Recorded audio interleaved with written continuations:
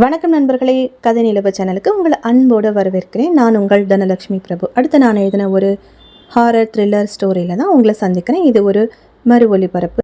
நிறைய பேருக்கு இந்த கதை தெரிஞ்சிருக்கிற நியாயம் இல்லை, ஏன்னா இது வேறு ஒரு சேனலில் போட்டிருந்தது. கேட்டவங்க ஸ்கிப் பண்ணிவிடுங்க. கேட்காதவங்களுக்காக இந்த பதிவு. இன்னும் ஒரு சஸ்பென்ஸ் த்ரில்லர் ஸ்டோரி சுட சுட தயாராகிட்டு இருக்கு ஃப்ரெண்ட்ஸ். கொஞ்சம் காத்திருக்க வேணுமா கேட்டுக்கிறேன்.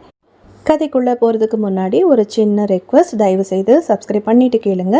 நிறைய பேர் சப்ஸ்கிரைப் பண்ணாமலே கேட்குறீங்கன்னு என்னோடய அனலைசர் சொல்லுது. நீங்கள் சப்ஸ்கிரைப் பண்ணி ஒரு லைக் பட்டன் கொடுத்தா தான் நிறைய பேருக்கு என்னுடைய கதையை யூடியூப் கொண்டு போய் சேர்க்கும். எனக்கும் நிறைய ஸ்டோரிஸ் எழுதணும்னு ஒரு மோட்டிவேஷனும் இருக்கும். தயவு செய்து சப்ஸ்கிரைப் பண்ணுங்கள், லைக் பண்ணுங்கள், கமெண்ட் பண்ணுங்கள். வாங்க இப்போது கதைக்குள்ளே போகலாம். சாரி 1000 தடவை சாரி கேட்டுட்டேன்லடா நிலா, அப்புறமும் ஏன் கோச்சுக்கிற? விஜய் கெஞ்சினான் நிலாவிடம். விஜய் நிலா காதலன் காதலி இருவரும் வெவ்வேறு கல்லூரியில் கடைசி வருட படிப்பு படித்து கொண்டிருப்பவர்கள். ஒரு கல்லூரி விழாவில் போட்டி நடனம் ஒன்றில் பங்கு பெற்று முதல் இடத்தை நிலாவின் கல்லூரியும் 2ஆம் இடத்தை விஜயின் கல்லூரியும் பிடிக்க, அதெப்படி, அவர்களை விட நாங்கள் தானே நன்றாக ஆடினோம், நாங்கள் எப்படி 2ஆம் பரிசு வாங்கலாம் என விஜயும், ஆமாம் நீ ஆடின லட்சணத்தை தான் ஆடியன்ஸ் கைத்தட்டலில் காமிச்சாங்களே என நிலாவும் முறைக்க, விழா முடியும் வரை பார்த்த இடத்திலெல்லாம் முறைத்து கொண்டு இருந்தவர்கள் பின் முறைத்து கொள்வதற்காகவே பார்க்க ஆரம்பித்தார்கள். அத்துடன் நிற்காமல் ஃபோன் பண்ணியும் முறைத்து கொள்ள ஆரம்பித்தார்கள். பின் ஒரு சுபயோக சுபதினத்தில் பரஸ்பரம் உள்ளத்தில் பூத்திருந்த காதலை முறைப்பாய் பரிமாறிக்கொண்டார்கள். நிலாவிடம் சொல்லாமல் விஜய் எங்கும் போகக்கூடாது. Coffee shop, restaurant, picnic, college tour எல்லாவற்றிலும் அதிகாரம் செலுத்துவாள் நிலா. விஜய் மட்டும் என்ன, ஏன் அவன்கிட்ட பேசுகிற, ஏன் இப்படி ட்ரெஸ் பண்ணுற, அங்கே போகாத, சத்தமாக சிரிக்காத என்ற சில பல கட்டுப்பாடுகளுடன் அவர்களது காதலும் முள்ளில் ரோஜா போல வளரவே செய்தது. சமீப காலமாக அவர்களின் சின்ன சின்ன பூசல்கள் எல்லாம் என்ன காரணத்தினாலோ பெரிதாக வளர ஆரம்பித்தது. தொட்டதுக்கெல்லாம் எரிந்து விழுந்தாள் நிலா. காரணம் தெரியாமல் தவித்தான் விஜய். நிலாவின் நெருங்கிய தோழி நீனாவின் உதவியை நாடினான். காரணம் தெரிந்தது. விஜயின் நண்பர்கள் குழுவில் இப்போதெல்லாம் அடிக்கடி ஒரு பெண் தென்படுகிறாளாம். அதுவும் அழகாக வேறு இருக்கிறாளாம். விஜயிடம் அவள் சிரித்து சிரித்து பேசுகிறாளாம், தொட்டு தொட்டு பழகுகிறாளாம். நிலாவுக்கு பிடிக்கவில்லையாம். இதுதான் அவளது கோபத்துக்கு காரணமாம். தலையில் அடித்து கொண்டான் விஜய். இதெல்லாம் ஒரு விஷயமா என்றான் கோபத்துடன். ஏன் ப்ரோ, அவள் இப்படி ஒரு பையனிடம் பேசினா நீங்கள் கோபப்படுவீங்களா மாட்டீங்களா? உங்களுக்கு ஒரு நியாயம், அவளுக்கு ஒரு நியாயமா? தோழி சீறினாள். விஜய் யோசித்தான். சரி, நான் அவளை சமாதானப்படுத்திக்கிறேன். இன்னைக்கு ராத்திரி நான் காலேஜ் டூர் கிளம்புறேன். அவகிட்ட இப்போ பேசினா கண்டிப்பாக கோச்சுப்பா, என் மூட் ஸ்பாயில் ஆகிடும். அதனால் அவளை நீங்கள் சரி கட்டிடுங்க சிஸ்டர் என்று அந்த தோழியிடம் கெஞ்சாத குறையாக கேட்டான் விஜய். அவள் ரொம்ப சென்சிட்டிவாச்சே, ஏதானும் ரொம்ப கோச்சுக்க போறா. தோழி தயங்கினாள். ப்ளீஸ் சிஸ்டர், எப்படியாவது அவளை சமாதானப்படுத்திடுங்க. ஏலகிரி போகிறேன், வரும்போது அவளுக்கு பிடிச்ச கிஃப்டெல்லாம் வாங்கிட்டு வரேன்னு சொல்லிடுங்க. கிஃப்ட்னா சந்தோஷமாக சமாதானமாயிடுவா. சொல்லிவிட்டு அன்று இரவே கல்லூரி டூர் பஸ்ஸில் ஏலகிரி கிளம்பி விட்டான் விஜய். முழுதாக 2 நாட்கள் நண்பர்களுடன் உற்சாகமாக கும்மாளமிட்டான். ட்ரக்கிங், நீர்வீழ்ச்சியில் குளிக்க, புல்வெளியில் உருண்டு விளையாட, ஏரியில் படகு சவாரி என மிகுந்த குதூகலத்தில் இருந்தான். இடையில் நிலாவிடமிருந்து ஏகப்பட்ட ஃபோன்கள் வந்தது. மூட் ஸ்பாயில் ஆயிடும் என்று எதையும் அவன் எடுக்கவே இல்லை. ஃபைனல் இயர் டூர் இப்போ விட்டா அப்புறம் எப்போ ஃபன் பண்ணுறது, போய் ஒரேடியாக சமாதானப்படுத்திக்கலாம் என்று இருந்து விட்டான்.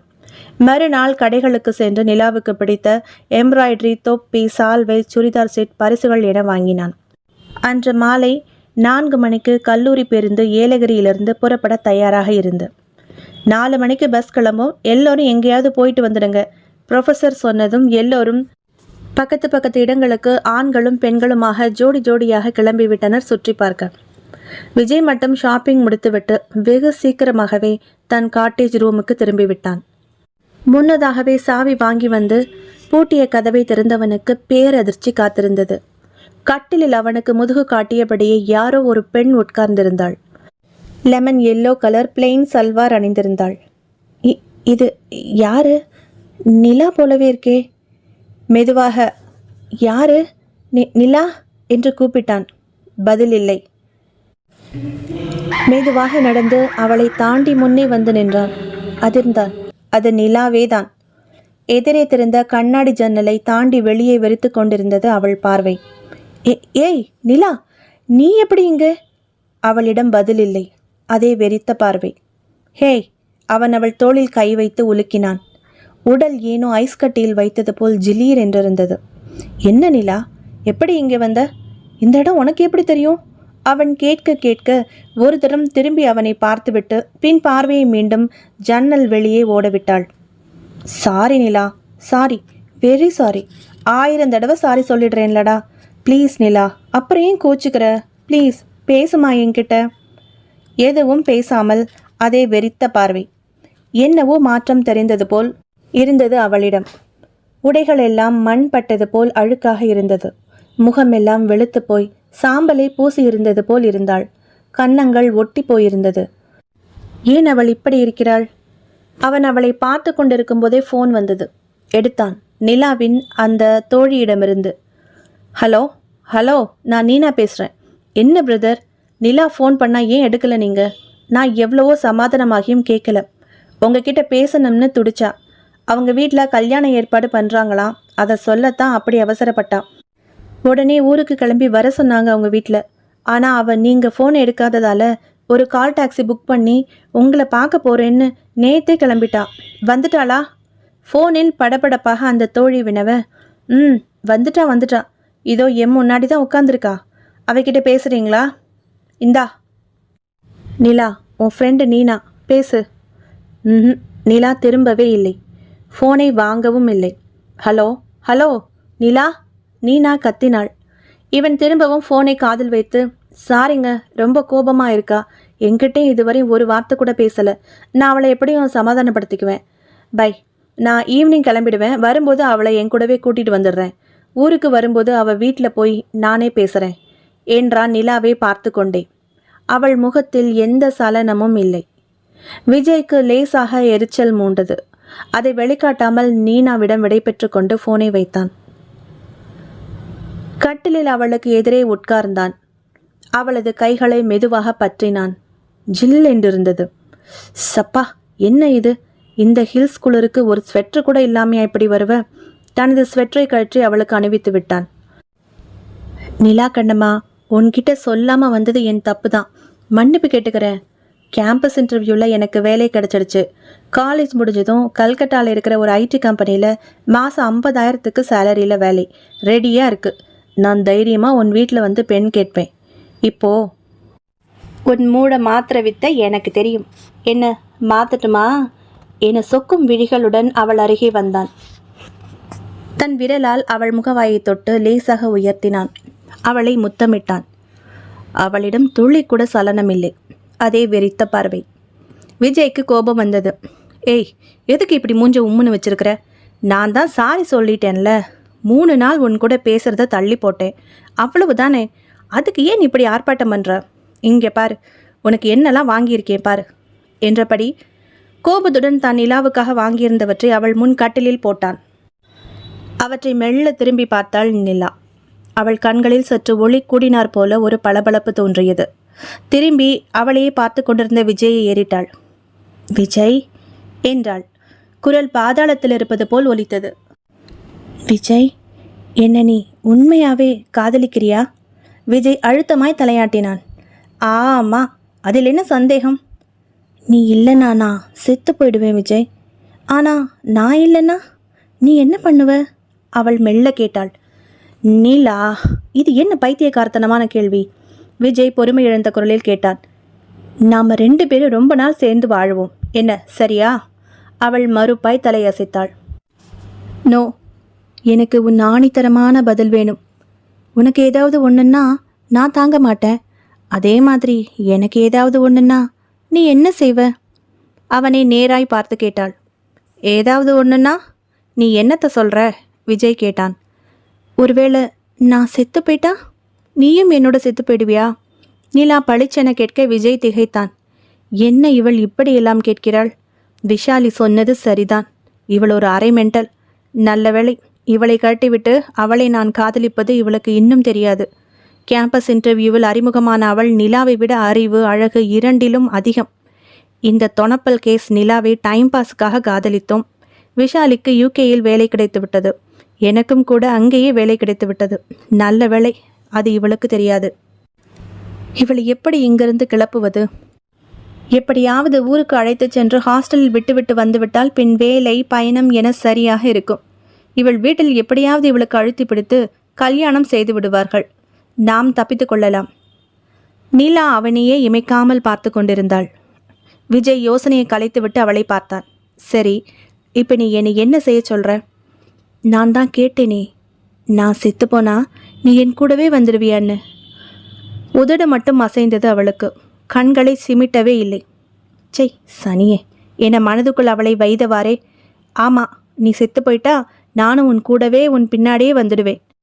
ஏன்னா நான் உண்மையாக உன்னை காதலிக்கிறேன். போதுமா? நிலா கண்களை இறுக்கமாக ஒரு முறை மூடி திறந்தாள். மெலிதாக சிரித்தாள். போதும், எனக்கு இது போதும். அப்பாடி, ஒரு வழியாக சமாதானமாயிட்டா. விஜய் நிம்மதி பெருமூச்சு விட்டான். விஜய், சொல்லு நிலா. எனக்கு ரொம்ப பசிக்குது. கிளம்பின அவசரத்தில் நான் சாப்பிடக்கூட இல்லை. வாங்க, ஏதாவது ரெஸ்டாரண்ட் போகலாம். நிலா கேட்க விஜய் அறையை பூட்டிவிட்டு வெளியே வரும்போதுதான் அந்த சந்தேகம் வந்தது. ஆமாம், நான் வரும்போது அறை பூட்டித்தானே இருந்தது. பின் எப்படி நிலா உள்ளே உட்கார்ந்திருந்தாள்? கேள்வி முளைவிட்டது மனதுக்குள். ஒருவேளை ரிசப்ஷனில் மாற்று சாவி வாங்கியிருப்பாளோ? அது எப்படி கொடுப்பார்கள்? சிந்தனையை கலைத்தது நிலாவின் குரல். விஜய், என்ன யோசனை? சீக்கிரம் வாங்க, எனக்கு பசி இல்லை, உயிர் போகுது. நிலா வராண்டாவில் நின்று கொண்டு கத்த அவசர அவசரமாக பூட்டிவிட்டு வெளியே வந்த ரிசப்ஷனில் சாவியை கொடுத்துவிட்டு காட்டேஜ் வாசலுக்கு வந்தனர். நிலா அவனது கையை தன் கையுடன் முழங்கையுடன் கிடுக்குப்பிடி போல் போட்டு பிடித்து அவன் மேல் சாய்ந்து கொண்டாள். எதிர்பட்ட ஒரு டாக்ஸியை நிறுத்தினான் விஜய். ஏறிக்கொண்டார்கள் இருவரும். பின் சீட்டில் உட்கார்ந்து கொண்டு அவன் மேல் சாய்ந்தபடியே கேட்டாள் நிலா. விஜய், எனக்கு எவ்வளோ சந்தோஷமாக இருக்குது தெரியுமா? இதமான குளிர், பக்கத்தில் கதகதப்பா நீ. எனக்கு இப்போவே செத்து போகணும்னாலும் சந்தோஷமாக செத்துடுவேன். விஜய் மனதுக்குள், சாகணும்னா நீ சாவேண்டி, அதுக்கே என் பின்னாடியே பேய் மாதிரி அலையிற என்ன மனதுக்குள் நினைத்து கொண்டே, நீ ஏன் நிலா எப்பப்போ சாவை பற்றியே பேசுகிற? வேற ஏதாவது பேச மாட்டியா? விஜய் கேட்க டாக்ஸி டிரைவர் பின்னால் திரும்பி பார்த்தான். என்ன என்றான் விஜய். என்ன சார், ஏதாவது பிரச்சனையா? என்ன பிரச்சனை? இல்லை, சாவு அது இதுன்னு பேசுனீங்களே. அவன் இழுக்க, நான் என்னமோ பேசிட்டு போகிறேன், நீங்கள் பாட்டுக்கு வண்டியை ஏதாவது ஹோட்டலுக்கு ஓட்டுங்க. இப்போது நிலா சொன்னாள். விஜய், எனக்கு இப்போ பசி சுத்தமாக இல்லை. எங்கேயாவது தூரமாக கொஞ்சமாக போயிட்டு வரலாமா? இப்போ வா. விஜய் கை கடிகாரத்தை பார்த்தான். இப்போவே மணி 1 ஆச்சே. 4 மணிக்கு பஸ் கிளம்பிடும் நிலா. அதுக்குள்ளே நம்ம காட்டேஜுக்கு வரணும். காரின் ரியர் வியூ கண்ணாடி வழியே டிரைவர் பார்த்து கொண்டே கண்களை சாலையில் பதித்திருந்தான். இவனிடம் என்ன கேட்பது? கேட்டால் கத்துவான். நமக்கு என்ன வந்தது? மனதுக்குள் நினைத்து கொண்டான் டிரைவர். ப்ளீஸ் விஜய், கொஞ்சம் எங்கேயாவது. அதோ அதோ அங்கே நிறுத்த சொல்ல, ப்ளீஸ் ப்ளீஸ். ஓரிடத்தை கை காட்டி பதறினாள். டிரைவர், வண்டி ஓரமாக நிறுத்து.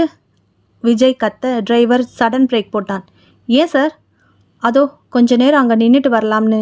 விஜய் கை காட்டி இடத்தை பார்த்தான். தைல மரங்கள் அடர்ந்து தெரிந்தது அந்த இடத்தில்.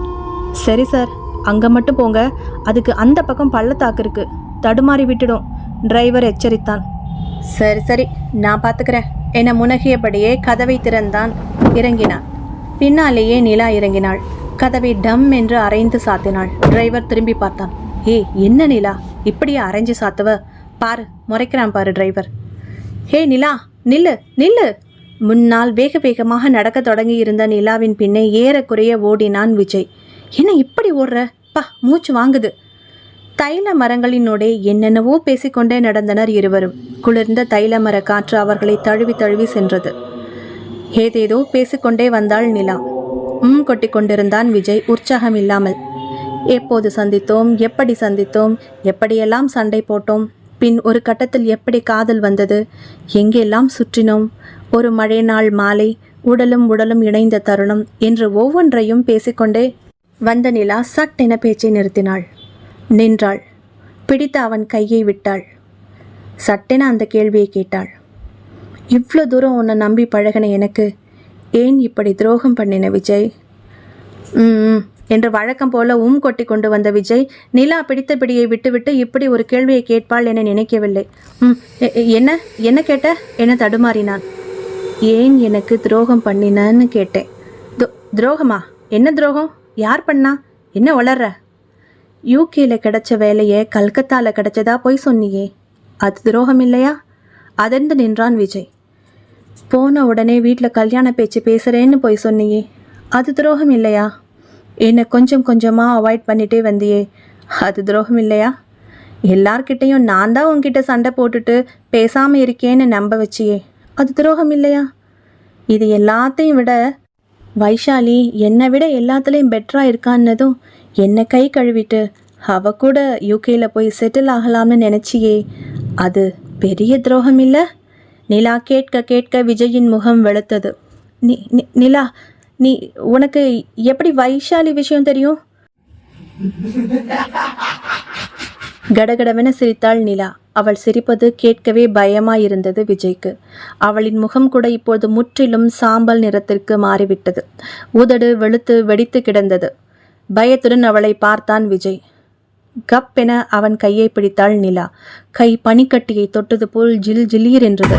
மோசமாக கையை உதற பார்த்தான். முடியவில்லை. அதே நேரம் அவன் மொபைல் அடித்தது. எடுத்து பேசு. நிலாவின் குரலில் கடுமை ஏறி இருந்தது. கல் போல இறுகி இருந்தது. குரலில் ஒருவித கரகரப்பு. எடுத்து பேசு. வைஷாலி தான் பேசுறா. அவள் சொன்னதும் அவசரமாக ஃபோனை எடுத்து பார்த்தவன் திகைத்து அதிர்ந்து போனான். வைஷாலியே தான். பேசு. உன் சந்தேகத்தை அவ தெளிவுபடுத்துவா. நிலாவின் குரல் முற்றிலும் வேறாக மாறியிருந்தது.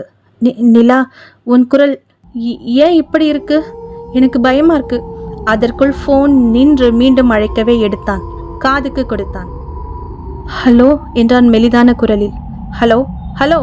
விஜய், ஏன்பா ஃபோனை எடுக்கல? ஒரு பேட் நியூஸ் உனக்கு. அது பேட் நியூஸா இல்லை குட் நியூஸான்னு நீ தான் முடிவு பண்ணணும். நான் என் பழைய ஸ்கூல் ஃப்ரெண்டு ரீத்து கிட்ட நம்ம லவ் பற்றி சொல்லியிருந்தேன். ஆனால் அவள் அந்த நிலாவுக்கும் ஃப்ரெண்டு போல இருக்கு. எனக்கு தெரியல. அவளுக்கு உன்னையும் தெரிஞ்சிருக்கு. நம்ம விஷயத்த நிலா கிட்ட ஒப்பிச்சிட்டா அந்த கடங்காரி. எனக்கு ஃபோன் பண்ணி காய்ச்சி மூச்சுன்னு கத்தினா நிலா. நான் சரிதான் போடி, அவனே உன்னை வேண்டான்னுட்டான், நீ என்னடின்னு சொல்லி ஃபோனை கட் பண்ணிட்டேன். அந்த நிலா உனக்கு ஃபோன் பண்ணி பார்த்துட்டு நீ எடுக்கலைன்னதும் உடனே நேர்லே பார்த்து நியாயம் கேட்கணுன்னு கிளம்பியிருக்கா. கிளம்பி வர்ற வழியில் 8வது ஹேர்பின் பெண்டில் வண்டி கட்டுப்பாட்டை இழந்து தடுப்பை உடைச்சிக்கிட்டு கீழே பாஞ்சிருச்சான். டிரைவரும் நிலாவும் ஸ்பாட்லேயே அவுட்டான். உடம்பு ஏதோ மரத்தில் மாட்டி தொங்கிட்டு இருக்கான். நியூஸில் போட்டிருக்கான் பாரு. இப்போ தான் எல்லோருக்கும் போலீஸ் இன்ஃபார்ம் பண்ணியிருக்காங்க. இது நேற்று நடந்திருக்கு. இன்றைக்கி தான் கண்டுபிடிச்சிருக்காங்க. நல்ல வேளை அந்த தடை நம்ம பாதையை விட்டு தானாகவே விலகிடுச்சு. உனக்கு லைன் நேற்றுலேருந்து கிடைக்கவே இல்லைப்பா. Hello hello. விஜய் விஜய், லைனில் இருக்கியா? மறுமுனையில் வைஷாலி கத்த கத்த விஜயின் கையில் இருந்த ஃபோன் மெதுவாக நழுவி கீழே விழுந்தது. அப்படியே திரும்பி எதிரே வெறித்து கொண்டிருந்த நிலாவை பார்த்தான். அவனை அவள் பிடித்திருந்த பிடி இறுகி கொண்டே வந்தது. கையின் இரத்த ஓட்டமே நிற்பது போல் ஒரு இரும்பு பிடி பிடித்திருந்தாள் நிலா. நிலா, மெல்ல நடுங்கும் குரலில் கூப்பிட்டான் விஜய். நிலா. உடல் எல்லாம் வியர்வை வெள்ளம். உடல் மெல்ல உதறத் தொடங்கியது. நிலா மெல்ல திரும்பினாள். வென அலறினான் விஜய் படுபயங்கரமாய். முகமெல்லாம் சதை பீய்ந்து தொங்கி ரத்தம் வழிந்து கொண்டு அணிந்திருந்த லெமன் எல்லோ கலர் சுடிதார் முழுசும் நனைய கண்கள் இருக்குமிடத்தில் 2 குழிகள் மட்டும் இருந்தது. உடைந்து போன பற்களோடு இருந்த வாயை திறந்து, வா விஜய், என்னோட நீயும் வந்துடு, சத்தியம் பண்ணியே என பேசிருப்பு சிரிக்க, என்னை விடு விடு, ஐயோ பேய் பேய், காப்பாத்துங்க காப்பாத்துங்க. அவன் கையை உதற முயன்று ஓட முயன்று கத்த முயன்று தோற்று போனான். நிலா கோரமாய் சிரித்து கொண்டே எட்டி கீழே பார்த்தாள். அவள் பார்ப்பதை தொடர்ந்து அவனும் பார்த்தான். அந்தரத்தில் மிதந்து கொண்டிருந்தாள் அவள். கீழே டிரைவர் சொன்ன அந்த கிடுகிடு பள்ளம். காற்று உய் உய் என்று அள்ளி கொண்டு ஆளை உள்ளே இழுக்க பார்த்தது. நிலா மெதுவாக இயந்திரத்தனமாய் நிமிர்ந்து அவனை பார்த்து ஒரு சிரிப்பு சிரித்தாள். நோ நோ, வேண்டாம், என்னை விட்டு நிலா. நிலா. 1. நிலா எண்ணினாள். நோ, வேண்டாம். 2. நிலா நிலா, நோ. 3. நோ, வேண்டாம். அவன் சொல்லி அலறி முடிப்பதற்குள் ஜம்ப் என அந்தரத்தில் ஜங் என்று எம்பி முன்னால் இருந்த பள்ளத்தில் குதித்தாள் நிலா. விஜயின் கையை விடாமல் பற்றி கொண்டே அவளோடு சேர்ந்து அவனும் இழுபட்டு பள்ளத்தை நோக்கி பாய்ந்தான் ஸ்லோ மோஷனில். அவன் கீழ்நோக்கி பாயவும் கையை பிடித்த நிலாவின் உருவம் சிரித்து கொண்டே காற்றோடு காற்றாய் கரைந்து மறைந்தது. ரொம்ப நேரமாய் உள்ளே போனவனை காணோம் என தேடி வந்த டிரைவரின் கண்ணில் நிலா என்ற கதறலோடு பள்ளத்தாக்கில் விஜய் மட்டும் எம்பி குதிப்பது கடைசி வினாடியில் கண்ணில் பட்டு மறைந்தது. ஸ்தம்பித்து போய் நின்றிருந்தான் டிரைவர். மறுநாள் டிவியில் டிரைவர் பேட்டி கொடுத்து கொண்டிருந்தான். தனியாக வந்து டாக்ஸியில் ஏறினாருங்க. டாக்ஸியில் வரும்போதே தனக்கு தானே பேசிக்கிட்டே வந்தார். சாவு அது இதுன்னு. நான் கூட கேட்டேன், ஏன் சார் ஏதாவது பிரச்சனையான்னு. உன் வேலையை பாருன்னுட்டாரு. அப்புறமும் தனக்கு தானே பேசிக்கிட்டே தான் வந்தார். நான் எதுக்குடா வம்புன்னு ஒன்றும் அப்புறம் கேட்கல. அதுக்கப்புறம் தைல மரத்தோப்பில் இறக்கி விட சொன்னார். தனக்கு தானே பேசிக்கிட்டே உள்ளே நடந்து போனார். அதுக்கு அந்த பக்கம் போகாதீங்கன்னு எச்சரிக்கை பண்ணேன். எல்லாம் எனக்கு தெரியும்ட்டு போனார். நான் கொஞ்சம் சிகரெட் பிடிச்சிட்டு திரும்புறதுக்குள்ளே ஆளை காணோம். பதறிக்கிட்டே உள்ளே தேடி போய் பார்க்கும்போது தான் நிலான்னு கத்திக்கிட்டே பள்ளத்தில் குதிச்சிட்டாரு. ச்சே, சின்ன வயசு. கொஞ்சம் முன்னாடி வந்திருந்தா காப்பாற்றியிருப்பேன். பேப்பரில் நியூஸ் வந்தது. காதலி ஆக்சிடென்ட்டில் இறந்த செய்தி கேட்டு துக்கம் தாழாமல் டூர் சென்ற இடத்தில் கல்லூரி வாலிபர் மலைப்பள்ளத்தாக்கில் இருந்து குதித்து தற்கொலை. முற்றும்.